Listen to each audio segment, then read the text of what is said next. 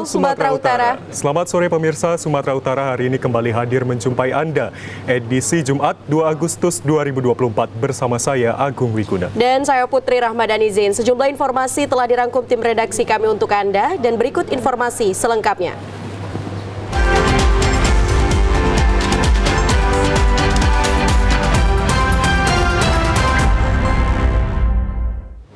Pemirsa, mantan Bupati Batubara Zahir masuk dalam daftar pencarian orang Polda Sumatera Utara atas kasus dugaan korupsi pada seleksi penerimaan pegawai pemerintah dengan perjanjian kerja atau P3K.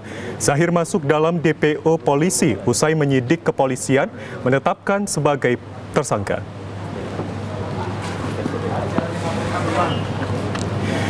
Penyidik Direktorat Reserse Kriminal Khusus Polda Sumatera Utara menerbitkan daftar pencarian orang terhadap mantan Bupati Batubara Zahir atas dugaan korupsi pada seleksi penerimaan pegawai pemerintah dengan perjanjian kerja atau P3K tahun 2023. Zahir masuk dalam DPO polisi usai 2 kali mangkir dalam panggilan pihak kepolisian setelah statusnya menjadi tersangka. Kepala Bidang Humas Polda Sumatera Utara, Kombes Pol Hadi Wahyudi mengatakan ditetapkannya mantan Bupati Batubara ini usai penyidik melakukan serangkaian penyelidikan dan melaksanakan gelar perkara atas kasus tersebut. Hadi menyebut pihaknya tengah memburu Zahir yang saat ini belum diketahui keberadaannya. Sementara itu Zahir telah mengajukan upaya hukum pra-peradilan di Pengadilan Negeri Medan atas penetapan tersangka terhadap dirinya. Jadi sampai dengan saat ini dari semenjak tanggal 29 Juli daftar pencarian orang itu diterbitkan oleh Ditreskrimsus Polda Sumatera Utara, polisi masih terus melakukan pencarian berkoordinasi dengan satuan-satuan kerja yang lain, dan tentu kita juga menghimbau kepada masyarakat yang melihat, mengetahui untuk melaporkan kepada kepolisian terdekat. Pemirsa, Kepala Dinas Kesehatan Provinsi Sumatera Utara, Alwi Hasibuan, dituntut hukuman 20 tahun penjara karena terbukti secara bersama-sama melakukan korupsi pengadaan APD tahun 2020. Jaksa Penuntut Umum menyatakan Alwi Hasibuan pada masa pandemi COVID-19 melakukan korupsi secara bersama-sama dalam pengadaan APD untuk tenaga kesehatan. Terdakwa dalam proses penunjukan penyedia barang melanggar pasal 17 Perpres nomor 16 tahun 2018 tentang pengadaan barang dan jasa pemerintah. Pihak penyedia yang juga menjadi terdakwa Robi Mesa melakukan penggelembungan harga serta kualitas barang tidak sesuai spesifikasi dan tidak memiliki izin edar serta melakukan pengadaan fiktif. Atas perbuatannya, para terdakwa telah merugikan keuangan negara sebesar 24 miliar rupiah. Jaksa menuntut terdakwa Alwi Hasibuan dan Robi Mesa dengan hukuman selama 20 tahun penjara dan denda 500 juta rupiah subsidiar 6 bulan kurungan. Jaksa Penuntut Umum Hendri Sipahutar menyatakan hal yang memberatkan hukuman kedua terdakwa karena korupsi di saat keadaan luar biasa yaitu pandemi COVID-19. Kedua terdakwa juga diwajibkan membayar uang pengganti sesuai dengan jumlah yang telah diterima. Itu tadi sudah disebut bahwa tindak pidana itu dilakukan pada saat pandemi COVID-19. Makanya kita tuntut maksimal. Uang penggantinya masing-masing beda. Kalau Alwi itu 1,4 sebesar yang 1,4 miliar sebesar yang dia terima. Kalau si Robi tadi sekitar 17 miliar lebih. Ratusan warga desa Perlis, Kecamatan Brandan Barat, Kabupaten Langkat yang berprofesi sebagai nelayan kemarin siang mendatangi kantor desa terkait dugaan korupsi bantuan langsung tunai anggaran tahun 2022 dari Kementerian Kelautan dan juga Perikanan. Kedatangan ratusan nelayan ini adalah untuk membuat surat pernyataan jika bantuan sosial pengendalian inflasi daerah dari Dinas Kelautan dan Perikanan Kabupaten Langkat tahun anggaran 2022 lalu yang disalurkan dalam 2 tahap ini tidak pernah diterima warga desa. Surat pernyataan yang ditandatangani masyarakat nelayan ini diketahui oleh Satuan Reskrim Polres Langkat Unit Tipikor yang langsung turun hadir ke kantor desa Perlis. Bahkan tanda tangan para nelayan selaku yang berhak menerima bantuan sebesar Rp300.000 per kepala rumah tangga telah dipalsukan oleh orang yang tidak bertanggung jawab. Pengucuran bantuan ini dilakukan dengan cara membentuk kelompok nelayan yang masing-masing ada di Desa Perlis dan anggaran tersebut langsung disalurkan ke rekening ketua kelompok. Namun sayangnya jumlah yang sangat fantastis ini membuat ketua oknum kelompok nelayan tergiur dan gelap mata, sehingga bantuan tersebut tidak sepenuhnya sampai ke masing-masing nelayan yang ada di Desa Perlis. Salah seorang warga, Utari, mengatakan Desa Perlis sudah tidak bisa lagi dibanggakan karena korupsi sudah merajalela. 300.000 pun tak bisa diganti duit kami, Pak. Totalnya? Kalau jumlah itu harus ditanya pada desa, Pak. Dia yang kerja ini kami pula Bapak suruh tanya. Harapan besar kali, Pak. Tolonglah desa ini lebih bagus ke depan dah. Jangan ada yang korupsi. Biar Bapak tahu betul-betul jadi manusia, Pak. Janganlah jadi manusia, separuh iblis. Kepala Desa Perlis Junaidi mengatakan tidak mengetahui bahwa telah terjadi penyelewengan bantuan untuk para nelayan yang dilakukan oleh kepala dusun dan tiba-tiba ratusan warga langsung mendatangi kantor desa. Dulu 2022 kan ada bantuan berarti minyak untuk nelayan. Jadi kan disalurkan sama kelompok 3 kelompok lah ya kan. Saya heran. Kalaupun memang kelompok ini nggak kasih, misalnya di dusun 1 kasih, dusun 2 nggak kasih, ini kan sebelahan, pasti udah gejolak ya. Kenapa buat sekarang gejolaknya? Pemirsa, petugas gabungan Kecamatan Percut Setuan dan Polsek Medan Tembung memusnahkan barak-barak yang menjadi tempat penggunaan narkoba di sepanjang bantaran rel kereta api Jalan Pancasila Tembung. Maraknya peredaran narkoba di sepanjang bantaran rel kereta api Jalan Pancasila Tembung kian meresahkan warga setempat. Berdasarkan laporan masyarakat, petugas gabungan Kecamatan Percut Setuan dan Polsek Medan Tembung kemudian melakukan penggerebekan dan memusnahkan puluhan barak yang selama ini kerap digunakan sebagai tempat transaksi dan penggunaan narkoba. Di kawasan bantaran rel kereta api Tembung ini juga kerap terjadi tawuran antar remaja yang beberapa kali telah menimbulkan korban. Kapolsek Medan Tembung Kompol Johnson Sitompul mengatakan aksi grebek dan pemusnahan barak narkoba ini sebagai jawaban atas keluhan masyarakat yang selama ini resah terhadap peredaran narkoba yang berefek pada meningkatnya aksi kriminalitas. Ada sekitar 20 lebih gubuk-gubuk tempat mangkal-mangkal pengguna narkoba dan sekaligus juga dijadikan tempat untuk perdagangan narkoba. Oleh karena itu, seperti rekan-rekan lihat, mungkin hari ini kami tidak maksimal untuk mendapatkan hasil dari yang kami lakukan. Tetapi kami tidak berhenti di sini. Kami akan tetap melakukan gerebek kampung narkoba. Sementara itu, Polsek Perbaungan Polres Serdang Bedagai mengungkap kasus pencurian sepeda motor dan mengamankan 4 orang pelaku serta penadah dari berbagai lokasi di Kecamatan Perbaungan. Keempat pelaku yang diamankan petugas kepolisian Polsek Perbaungan masing-masing berinisial AS 42 tahun dan M 30 tahun yang berperan melakukan pencurian sepeda motor. Sedangkan MDL 42 tahun dan ZN 36 tahun sebagai penadah sepeda motor hasil curian. Keempat pelaku merupakan warga Kelurahan Simpang 3 Pekan dan Kelurahan Tualang, Kecamatan Perbaungan. Kasus pencurian sepeda motor ini berawal dari korban bernama Anugrah Aini menitipkan sepeda motornya ke showroom di Jalan Serdang, Kecamatan Perbaungan untuk diservis. Namun saat akan mengambil kembali sepeda motor miliknya, ternyata sepeda motor tersebut sudah tidak ada di showroom tersebut. Korban yang kehilangan sepeda motor langsung melaporkan peristiwa ke Mapolsek Perbaungan.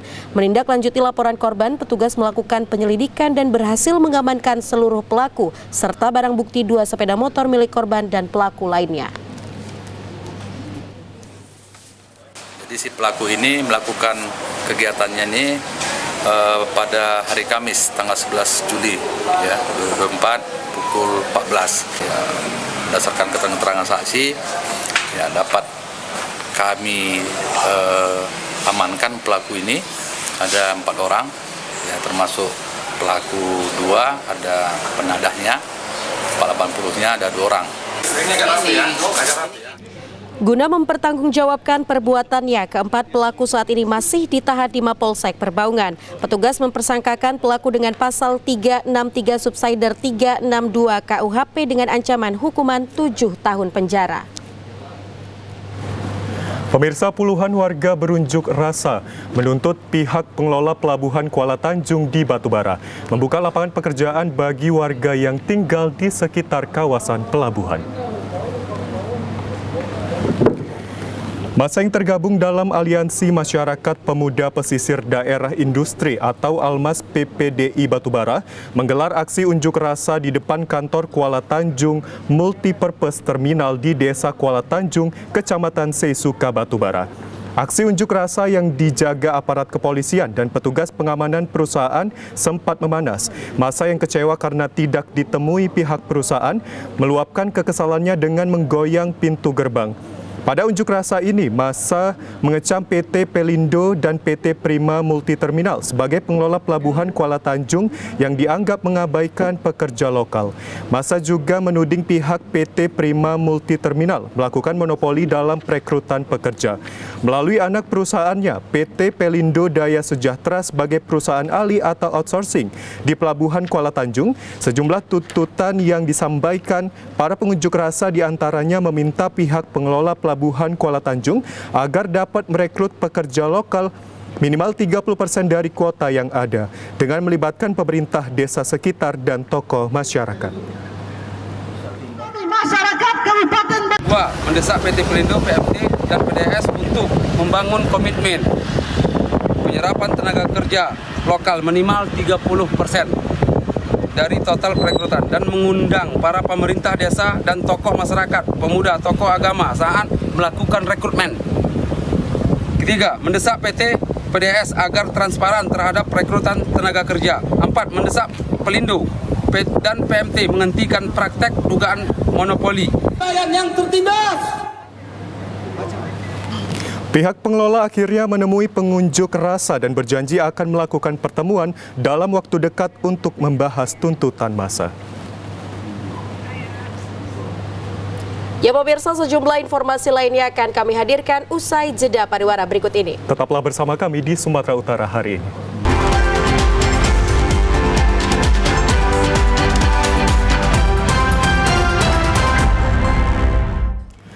Baik pemirsa, pemerintah Provinsi Sumatera Utara melibatkan becak bermotor sebagai Duta PON ke-21 Aceh Sumatera Utara tahun 2024. 500 becak bermotor tersebut dilepas pejabat Gubernur Sumatera Utara dengan aksesoris PON 2024 di rumah dinas Gubsu Jalan Sudirman, Medan pagi tadi.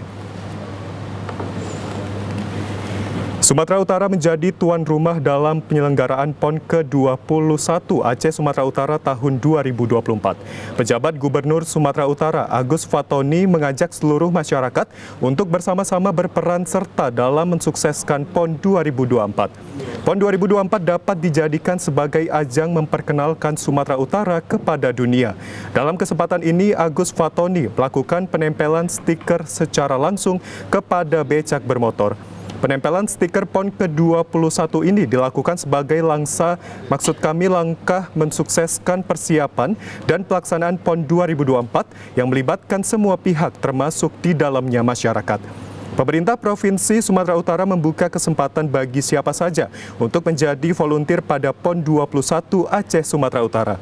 Melalui stiker yang dilengkapi dengan barcode, masyarakat bisa mendapat informasi seputaran PON dengan men-scan barcode tersebut. Yaitu akan pecahkan. Jadi PON ke-21 di Sumatera Utara harus kita sukseskan bersama-sama. Semua bisa ikut berperan serta untuk mensukseskan PON ini karena kita penyelenggara. Semuanya bisa melaksanakan tugas dengan baik, bisa menjadi volunteer. Volunteer itu bisa menjadi panitia, bisa ada pendaftarannya. Bisa kita tetap bekerja di posisi masing-masing seperti Abang Beca itu tetap bekerja, tapi dia ikut mensosialisasikan, menceritakan, menjelaskan gitu.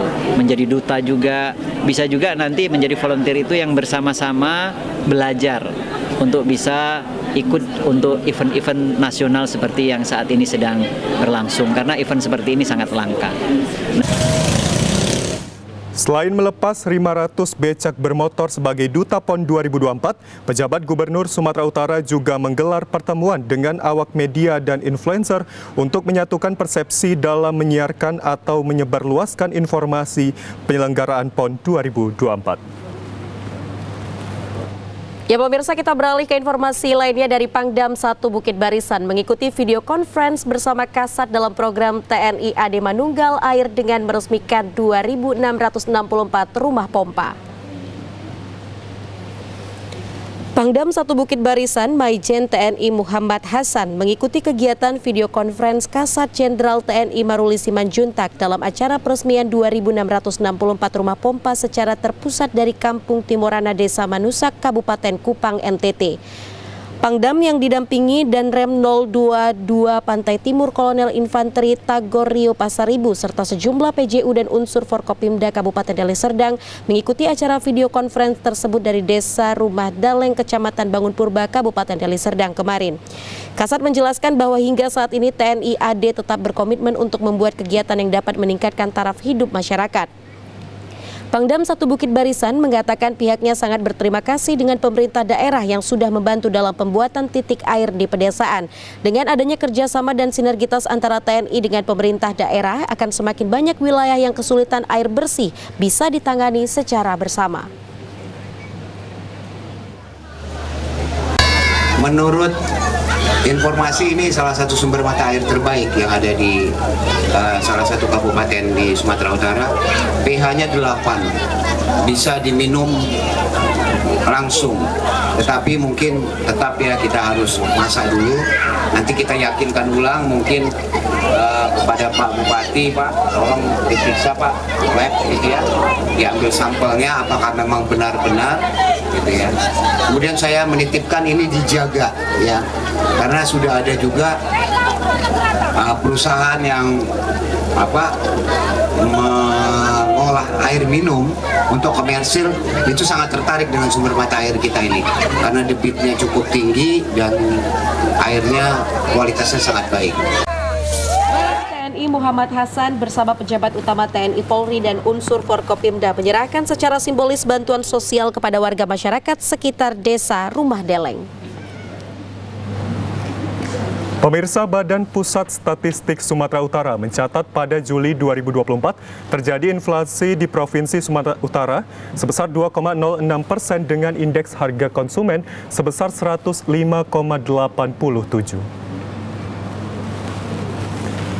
Kepala Badan Pusat Statistik Sumut, Asim Saputra, pada temu pers di kantor Badan Pusat Statistik Sumatera Utara di Medan kemarin mengatakan inflasi tertinggi terjadi di Kota Padang Sidempuan sebesar 2,80% dengan indeks harga konsumen sebesar 107,8 dan terendah terjadi di Kabupaten Labuhan Batu sebesar 1,22% dengan indeks harga konsumen sebesar 108,36.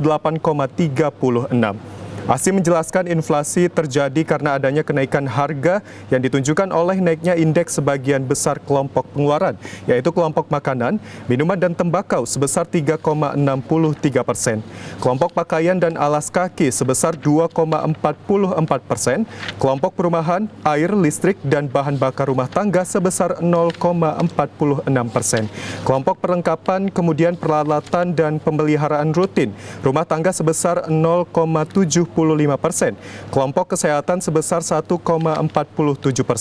kelompok transportasi sebesar 0,43%, kelompok rekreasi, olahraga dan budaya sebesar 0,87%, kelompok pendidikan sebesar 1,64% dan kelompok penyediaan makanan dan minuman atau restoran sebesar 1,24% dan kelompok perawatan pribadi dan jasa lainnya sebesar 4,91%. Sementara kelompok informasi, komunikasi dan jasa keuangan deflasi sebesar 0,08%. Untuk tingkat deflasi month to month sebesar 0,82% dan tingkat inflasi year to date sebesar 0,81%.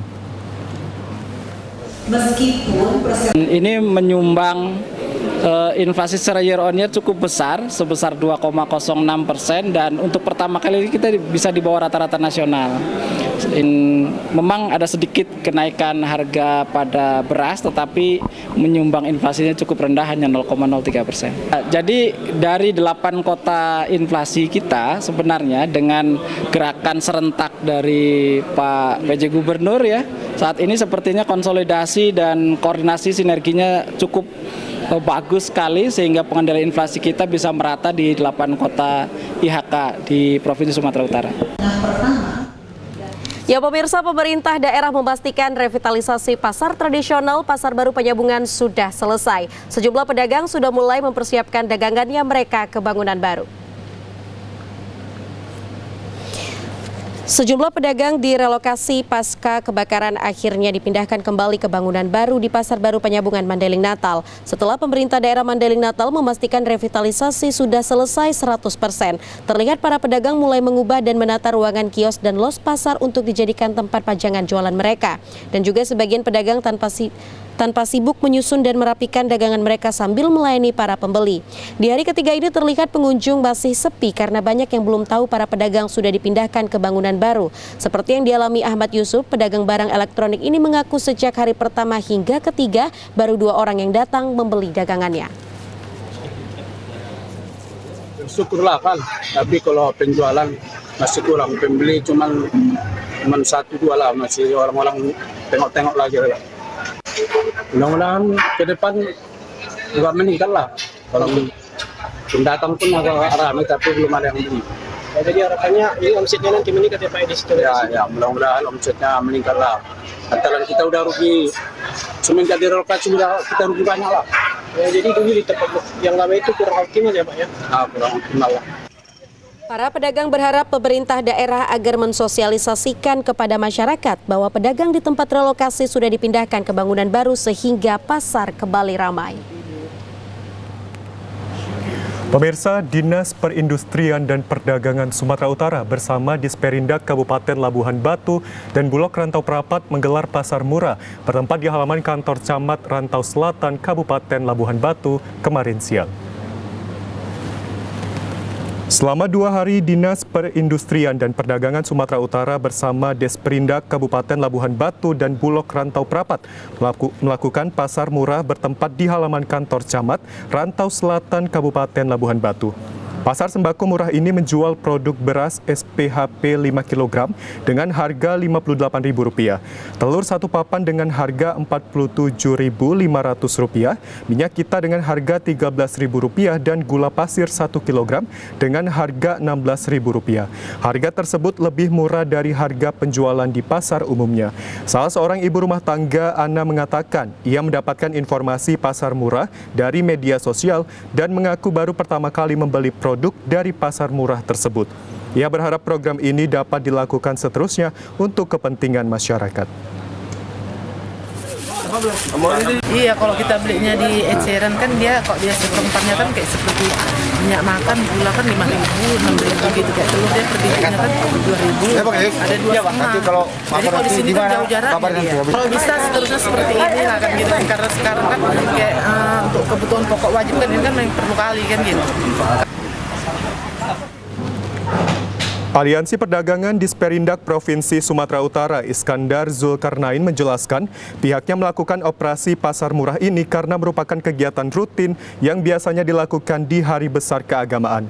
Namun karena harapan PJ Gubernur Sumatera Utara meminta agar terpenuhinya kebutuhan bahan pokok di masyarakat, sekaligus menjaga kestabilan harga bahan pokok di lapisan masyarakat.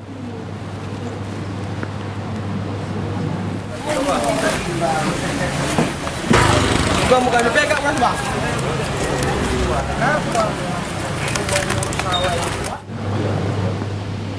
Pemirsa, Universitas Islam Negeri Sumatera Utara Medan menerima 5 ton kurma persahabatan dari Uni Emirat Arab melalui Yayasan Syekh Zayed Mosque Center yang ditandai dengan penerimaan secara simbolis di Aula Biro Rektor Kamus Tuntungan Medan kemarin.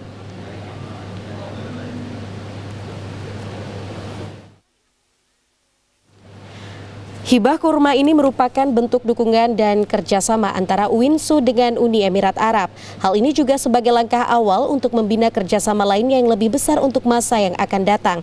Rektor UINSU Profesor Dr. Nur Hayati menyampaikan apresiasi setinggi-tingginya kepada Uni Emirat Arab atas kerjasama yang sudah terrealisasi dalam tahap awal ini. Sementara itu, kerjasama yang akan dilanjutkan antara UINSU Medan dengan Uni Emirat Arab adalah rencana hibah pembangunan gedung asrama mahasiswa Ma'had melalui Muhammad bin Zayed University yang juga telah dituangkan dalam penandatanganan MOU di Bali beberapa waktu lalu. Dalam membangun kerjasama ini, UINSU telah lebih dahulu melakukan beberapa kegiatan, yaitu kunjungan UINSU Medan ke Kedubes UEA di Jakarta dan berkunjung langsung ke Uni Emirat Arab beberapa waktu yang lalu. Berkat usaha yang dilakukan, UINSU mendapat respon positif dari Uni Emirat Arab melalui Ketua Yayasan Sheikh Zayed Mosque Center, Dr. Sultan Faisal Al-Khalifa Al-Remiti, dengan disetujuinya permohonan hibah membangun Ma'had yang dalam waktu dekat akan segera dilaksanakan. Rencana hibah pembangunan asrama tersebut sebanyak 500 kamar yang diperuntukkan bagi mahasiswa UINSU yang kuliah di kampus Tuntungan. Terkait kurma 5 ton tersebut akan dibagikan kepada seluruh keluarga besar UINSU Medan dan berharap melalui hibah ini tercipta hal yang lebih memberi dampak positif bagi UINSU Medan. Jadi kita mendapatkan 5 ton kurma, kemudian itu sebanyak 1.000 kotak. Dan alhamdulillah ini semuanya free ya, langsung diantar ke kampus dan insya Allah ini akan kita bagi-bagikan kepada dosen-dosen, tenaga kependidikan, CS, ya, cleaning service, juga satpam, pokoknya keluarga besar UIN Sumatera Utara Medan ini. Dan insya Allah selanjutnya mungkin akan ada hibah asrama untuk mahasiswa kita di kampus Tuntungan ini, terutama untuk mahasiswa yang perempuan, yang berguna untuk supaya mereka bisa tahsih Al-Quran, jadi penghafal Al-Quran, termasuk bagus dalam segi bahasa Arab dan Inggrisnya. Di hadapan Rektor dan seluruh sivitas akademika UINSU Medan, Ketua Yayasan Sheikh Zayed Mosque Center Dr. Sultan Faisal Al-Khalifa dalam sambutannya yang diterjemahkan bahwa pada tahap awal kerjasama pihaknya menyanggupi pembangunan asrama bagi mahasiswa sebanyak 500 kamar. Ya pemirsa, kita beralih ke sorotan lainnya dari Komisi Pemilihan Umum Kabupaten Batubara menemukan lebih dari 2.000 data pemilih ganda usai proses pencocokan dan penelitian data pemilih untuk Pilkada serentak tahun 2024. Komisioner KPUD Batubara Koordinator Divisi Perencanaan Data dan Informasi Trifait Manalu mengatakan temuan data pemilih ganda tersebut setelah dilakukan audit oleh KPU Provinsi Sumatera Utara. Usai proses pencocokan dan penelitian data pemilih oleh petugas Pantarli pada 151 desa dan kelurahan di Batubara. Total ada 2.077 data pemilih ganda disebabkan penduduk yang pindah dari luar daerah, namun masih terdaftar di data penduduk potensial pemilih pemilu DP4 di daerah asal maupun penduduk Batubara yang pindah keluar daerah. Sebelumnya KPUD Batubara menerima DP4 sebanyak 321.552 pemilih, terdiri dari 160.134 pemilih laki-laki dan 161.418 pemilih perempuan.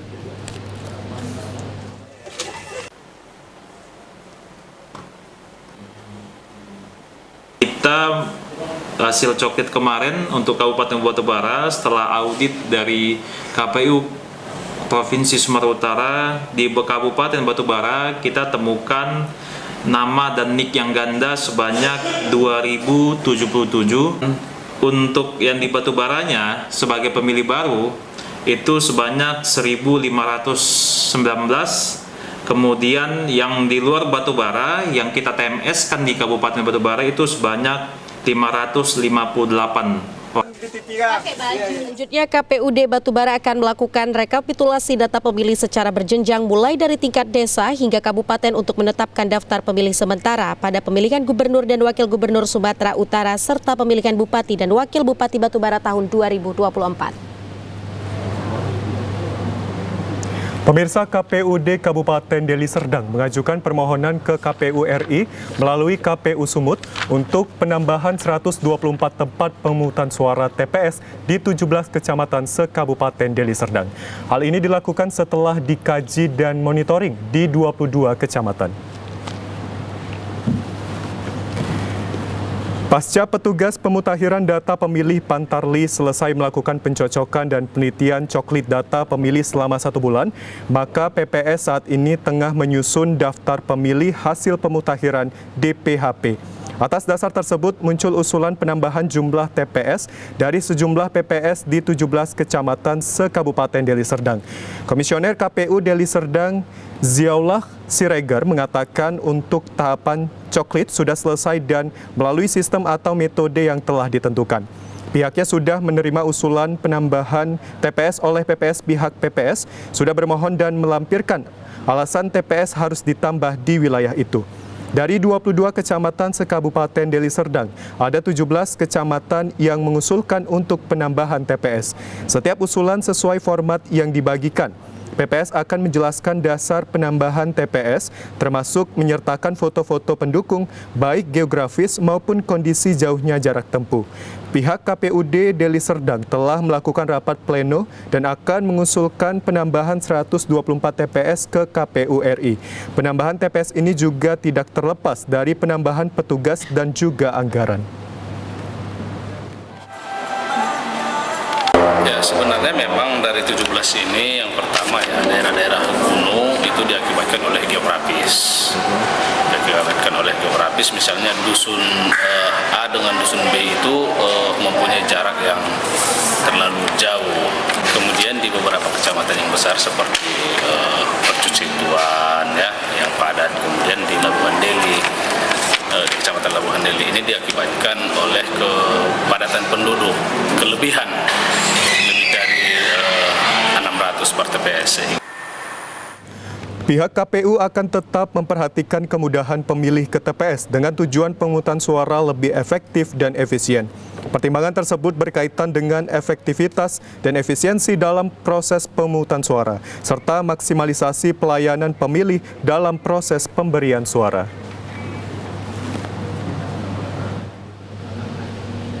Pemirsa, partai politik peserta pemilu harus memahami dan mengetahui seluruh ketentuan tentang syarat pencalonan kepala daerah sesuai jadwal yang sudah ditentukan. Hal itu ditegaskan Ketua Komisi Pemilihan Umum Kota Gunung Sitoli Kardinal Pranatal Mendrova pada acara pembukaan sosialisasi peraturan KPU nomor 8 tahun 2024 di hadapan partai politik yang berlangsung di Gunung Sitoli kemarin. Sebelumnya, KPU setempat telah melaksanakan pencocokan dan penelitian daftar pemilih, dilanjutkan pleno tingkat PPS untuk menghasilkan DPHB yang akan berjalan hingga hari ini. Tahapan lainnya, KPUD Gunung Sitoli telah menetapkan keputusan nomor 561 tentang syarat minimal jumlah kursi sebagai syarat pencalonan partai politik dan gabungan partai politik pada pemilihan wali kota dan wakil wali kota Gunung Sitoli tahun 2024. Pada keputusan tersebut, syarat minimum pencalonan adalah 5 kursi di DPRD dengan perolehan 17.450 suara sah. Selain itu, partai politik perlu memahami jadwal pendaftaran pencalonan yang dilaksanakan pada tanggal 27 hingga 29 Agustus 2024.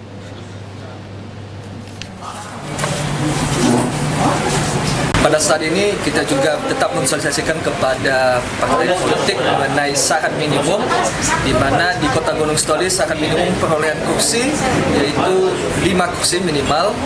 Kemudian juga tetap kita sampaikan kepada partai politik untuk waktu-waktu tadi yang telah kami sampaikan tanggal 27 sampai 29 untuk mencatat dalam agendanya dan datang ke KPU untuk mendaftar langsung pada tanggal 27 sampai 29 Agustus nanti. Pemirsa, Lembaga Sensor Film Indonesia menggelar serangkaian sosialisasi kepada para penggiat film, sekolah hingga komunitas film di Kota Medan terkait berbagai aturan yang harus dipenuhi oleh para pembuat film.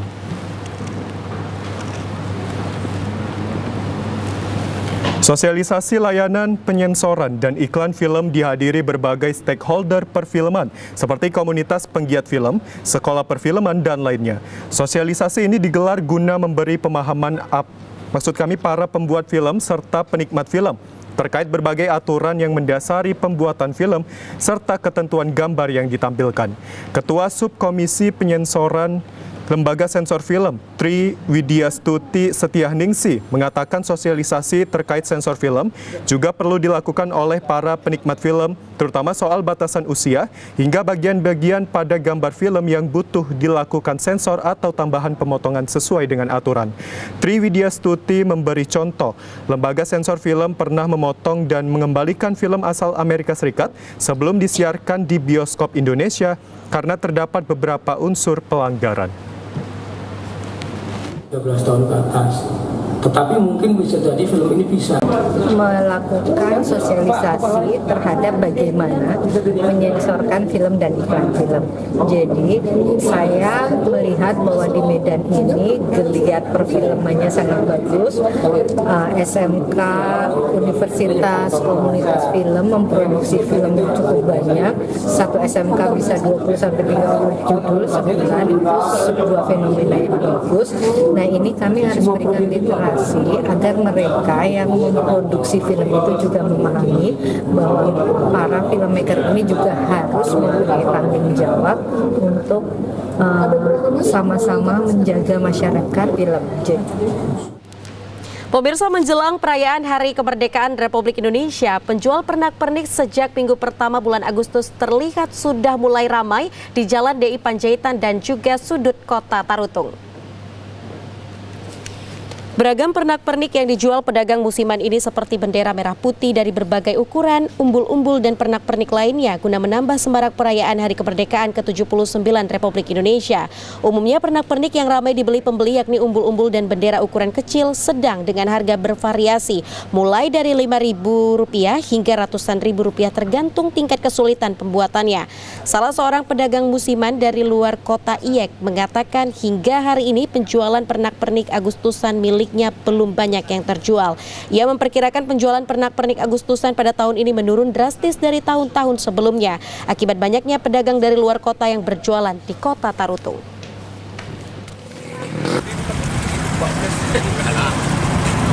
Sekarang menurun Pak dari tahun kemarin. Iya Pak ya. Berkurang lah. Oh, itu faktornya faktor apa Pak? Mungkin terlalu banyak Pak yang jualan sekarang. Iya, apanya Pak ke depan biar laris ini gimana Pak? Ya mungkin harus meriah lah Agustusnya gitu. Iya Pak ya. Biar laris-laris itu. Ya semangat Pak. Ya amin. Pemirsa, berikut informasi perakiraan cuaca di sejumlah daerah di Sumatera Utara dari Badan Meteorologi, Klimatologi, dan Geofisika Wilayah 1 Medan berlaku pada hari Sabtu 3 Agustus 2024. Halo Sobat BMKG, kembali bersama saya Enda Paramita, Prakirawan BBMKG Wilayah 1 yang akan menyampaikan info perakiraan cuaca dan hotspot Provinsi Sumatera Utara untuk Sabtu 3 Agustus 2024. Pada pagi hari diperkirakan berawan dan berpotensi hujan ringan di Nias dan sekitarnya. Untuk siang dan sore hari diperkirakan berawan dan berpotensi hujan ringan hingga lebat.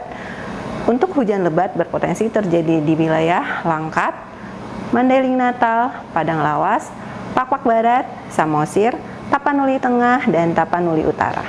Untuk malam hari diperkirakan hujan ringan hingga lebat, di mana hujan lebat berpotensi terjadi di Madinah, Simalungun, Tapanuli Selatan, Tapanuli Tengah, dan Tapanuli Utara.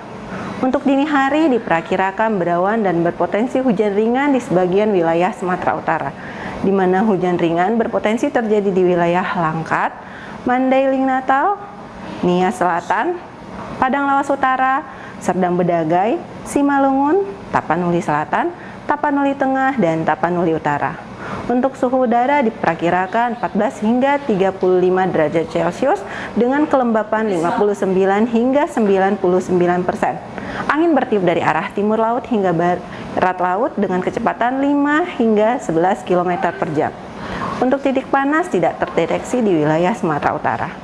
Kepada masyarakat dihimbau untuk tetap waspada terjadinya hujan lebat di wilayah pegunungan, lereng barat, dan pantai barat Sumatera yang dapat berpotensi terjadinya banjir, longsor, dan bencana hidrometeorologis lainnya. Demikian perakiraan yang dapat saya sampaikan, semoga bermanfaat dan terima kasih. Ya, pemirsa, informasi tadi sekaligus menutup perjumpaan kita sore hari ini. Wakili seluruh kerabat kerja yang bertugas, saya Agung Wiguna. Dan saya Putri Rahmadani Zain pamit undur diri. TVRI, Media Pemersatu Bangsa. Sampai jumpa.